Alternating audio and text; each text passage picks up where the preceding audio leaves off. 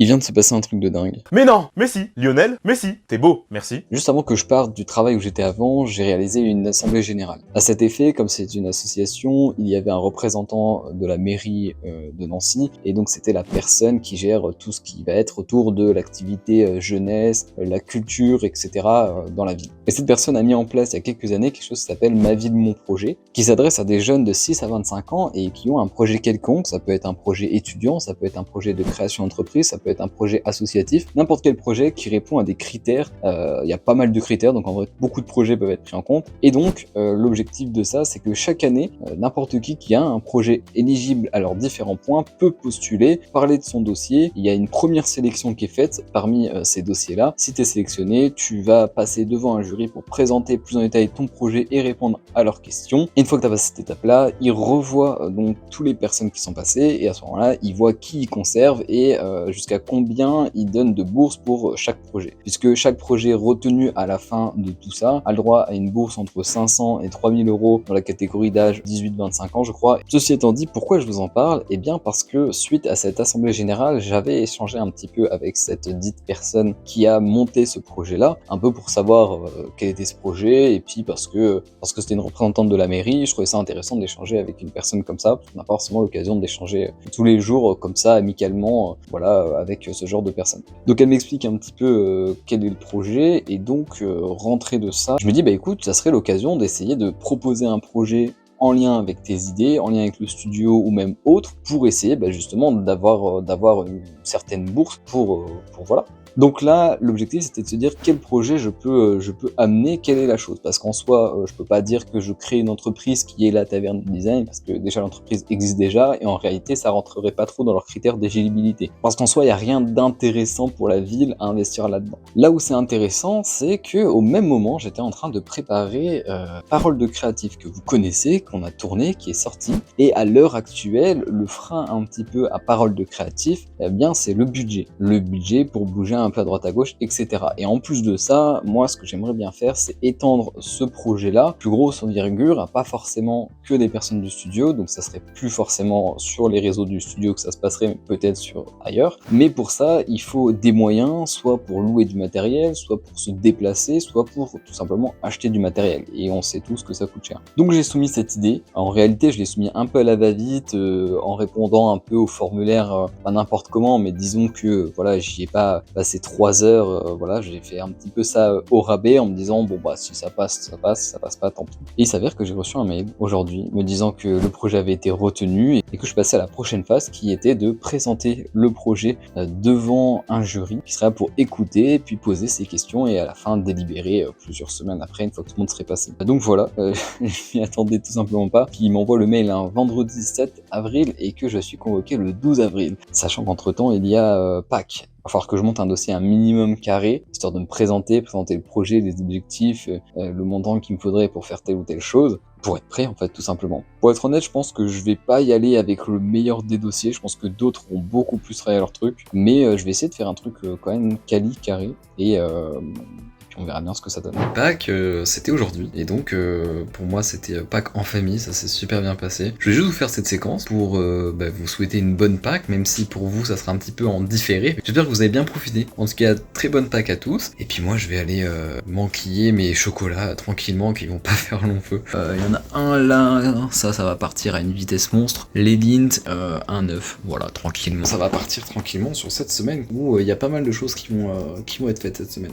Quel programme un petit peu de la journée, de la semaine, qu'est-ce qu'on va faire? Déjà, faut que j'aille chez le coiffeur. On a pas mal de choses, comme vous l'avez vu, j'ai fait une petite séquence en début de cette vidéo pour dire que j'avais été sélectionné pour aller faire un genre de concours, hein, quelque chose pour avoir des financements. Donc j'ai passé une bonne journée samedi et dimanche à faire un peu la présentation que je vais vous montrer plus tard. Et voilà, donc je suis prêt, il faut encore que je répète un petit peu, que je note un petit peu des choses sur ma trame, etc., des choses à dire. Mais je suis prêt, c'est cool. Et puis il y a pas mal de choses. J'ai un deuxième coaching cette semaine. J'ai également les interviews, la deuxième interview de Mathéo qui sort, donc il va falloir que je planifie un petit peu tout ce qui est autour de ça. Et je pense qu'on va voir ça un petit peu ensemble. Il y a le teaser un petit peu qu'on doit faire, je dois préparer un petit peu les quelques posts en lien avec ça, préparer les publications sur YouTube, etc. Donc je vais vous montrer un petit peu ça, je pense, et la semaine est déjà pas mal chargée. Voilà, donc on va essayer de voir ça tranquillement, et puis voilà, on est parti pour une nouvelle semaine ensemble. Ok, alors on est sur le montage de l'interview de Mathéo. Et l'objectif ça va être de récupérer des petits moments marrants, intéressants, sympas. Donc dans un premier temps je vais me remater assez rapidement l'interview pour essayer de trouver des petits passages, puis après on va essayer de les agencer comme il faut.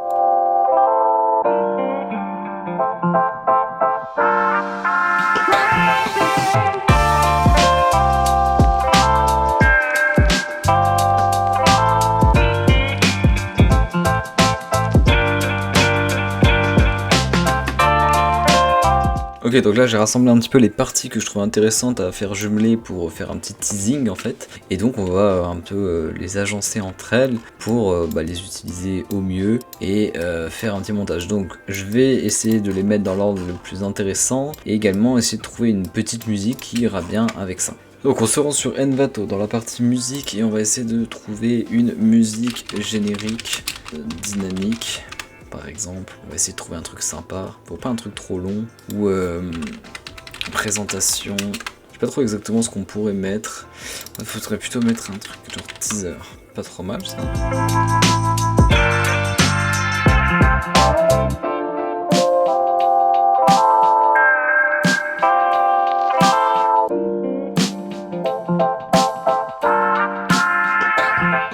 Je suis actuellement en train de ranger des papiers encore, parce qu'il me reste encore plein, et je suis retombé sur ça. Et je voulais vous le montrer pourquoi j'ai gardé ça. Qu'est-ce que c'est la taverne du design? En fait, c'est la première lettre que j'ai reçue d'une jeune fille.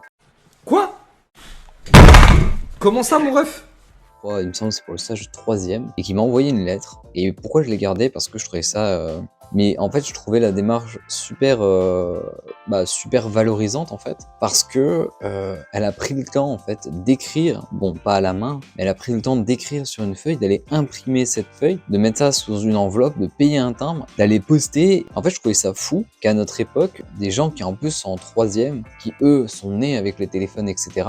Pour moi, la logique c'est t'envoies un mail et voilà, à la limite t'appelles si t'as envie d'avoir le contact humain, mais des lettres, personne en fait. En fait là, d'avoir reçu une lettre pour une demande de stage, je trouvais ça super, je sais pas, ça m'a un peu perturbé parce que déjà je reçois peu des demandes de stage vu que la société est pas une énorme société, et d'en recevoir une par la lettre, je trouvais ça super, voilà, je sais pas. Du coup j'avais évidemment rappelé la personne pour lui expliquer que je pouvais pas prendre quelqu'un, je lui ai recommandé d'éventuelles personnes, j'espère qu'elle a trouvé quelque chose. Un dernier truc que je peux vous montrer aussi, c'est le CV que j'avais quand je cherchais une alternance. Voilà, juste pour vous présenter. Bon, il est pas en couleur, hein, c'est dégueulasse, mais franchement j'étais assez content.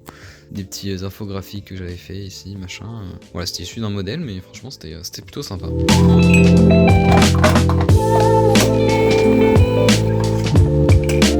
Voici donc le projet dont je vous ai parlé dimanche et sur lequel je vais devoir passer devant un jury. Mediart, le média qui met en lumière les artistes de l'ombre. Alors là, vous allez vous dire pourquoi, qu'est-ce que c'est, quel est ce projet? En fait, le projet, vous le connaissez déjà pour la plupart. Le projet, c'est Parole de créatif sur les réseaux de la Taverne Design. En gros, c'est une interview pour interviewer des personnes dans leur corps de métier artistique. Le truc là-dedans, c'est que je ne pouvais pas présenter Parole de créatif puisque c'est un projet qui était déjà lancé et c'est un projet en lien avec ma société. Alors Mediart, ça sort d'où? Ça ne sort pas de nulle part. En fait, au moment de faire Parole de créatif, j'ai hésité beaucoup entre lancer Parole de créatif sur la chaîne YouTube du studio ou le lancer sur une autre chose et faire un média autour de ça, histoire de pas être bloqué par le côté studio et pouvoir aller en fait interviewer d'autres corps de métier, d'autres personnes. Là où si je le fais sur le studio, ça perd un peu de son sens parce que le studio en fait n'a pas d'intérêt à aller interviewer d'autres personnes, c'est un peu contre-productif, pas forcément, enfin voilà, c'est pas intéressant pour le studio d'aller montrer d'autres personnes,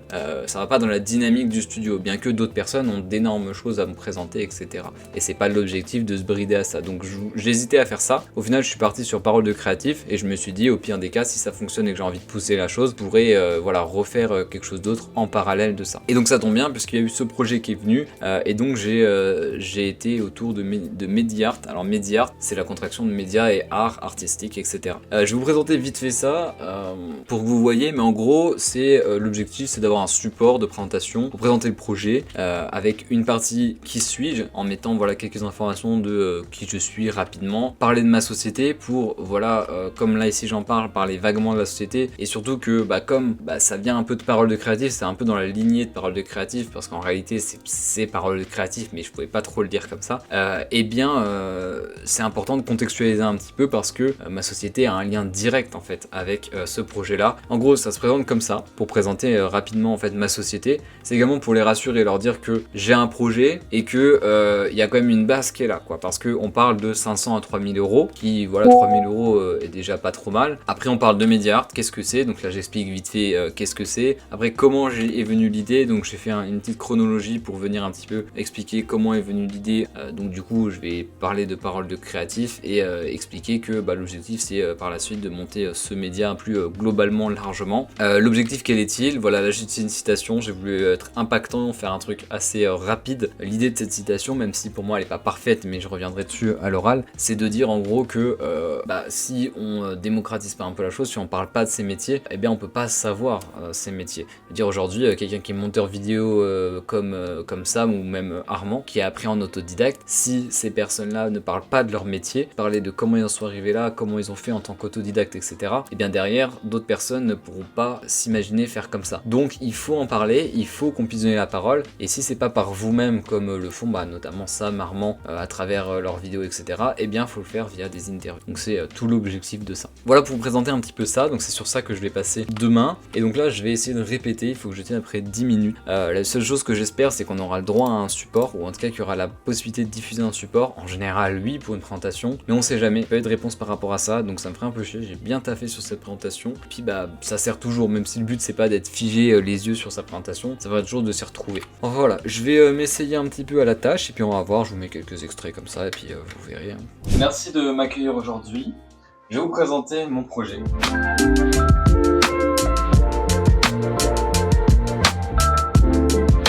Maintenant parlons de Mediart, parce que c'est le sujet aujourd'hui. Mediart c'est quoi?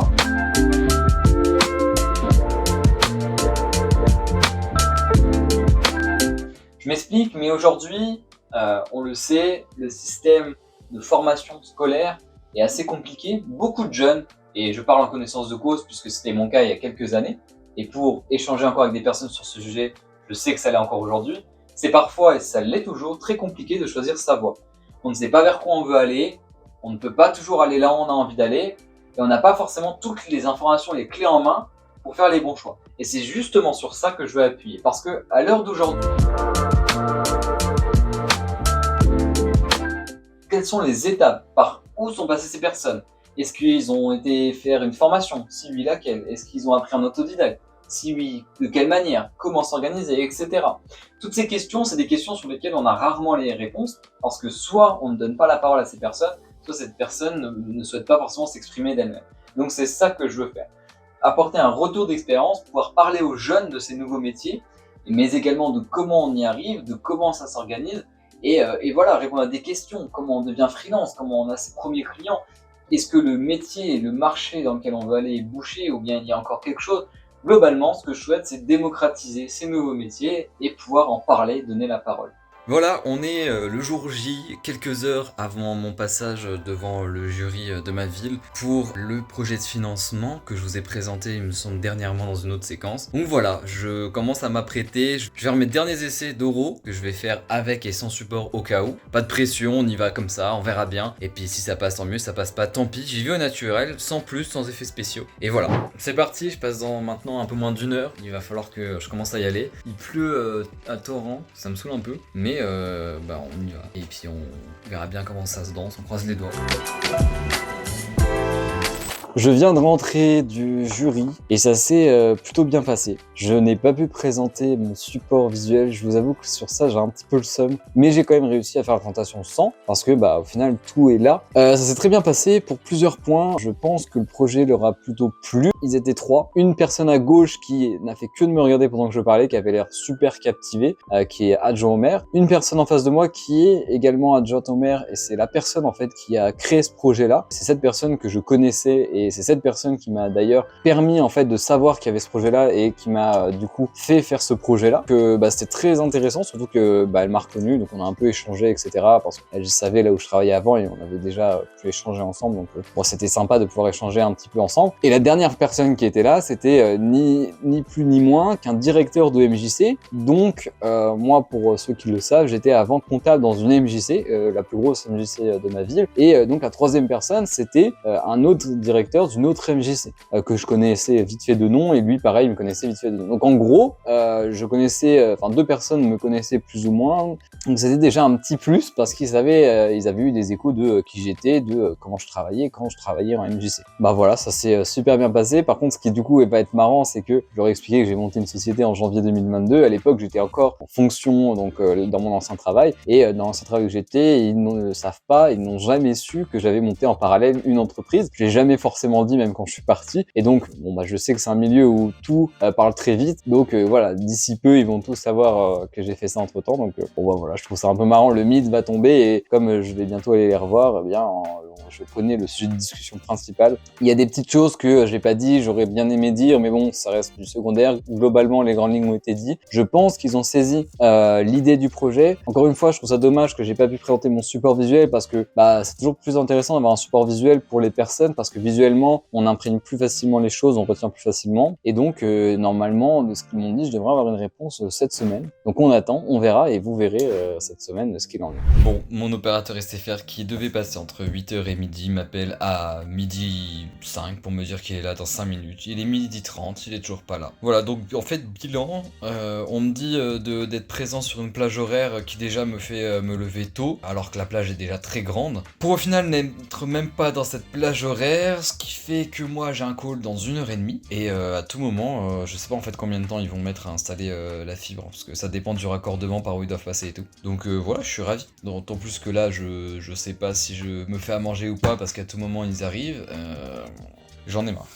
Peut-être que certains se demandent comment je fais mes montages pour les vidéos que vous voyez actuellement. Eh bien je les fais de cette manière-là, j'essaie de classer du mieux que possible, donc j'importe tout. Je vais chercher dans mon dossier les vidéos de la semaine, hop, j'importe tout, et puis après je les classe dans chacun des dossiers. 3 avril, 4 avril, 5, 6, 7, tous les jours de la semaine, ce qui me permet d'avoir des sous-dossiers, enfin dans les chutiers ou les dossiers comme vous préférez, eh bien je vais avoir chaque rush de chaque jour. Ensuite je fais mon dérush, donc je reprends jour par jour. Pour le dérush, ce que je fais c'est que je mets une marque au début du jour, comme ça je sais quelle partie correspond à quel jour au niveau de la timeline. Et j'utilise également 2 couleurs de bleu, ce qui me permet de différencier quand on passe d'une séquence à une autre au sein d'une même journée. Là par exemple on peut voir que pour le 3 avril il y a 3 séquences, et il y en a 3 également pour le 4 avril. Donc là en fait comme vous le voyez, la partie là c'est vraiment ajouter tous les inserts, donc vous voyez en fait c'est tout ce qui est en rose, c'est tout ce qui va venir appuyer la vidéo, appuyer les propos. Et donc là maintenant l'étape qui reste à faire, eh bien ça va être toute la finition, ajouter les éventuels quelques sound design, ajouter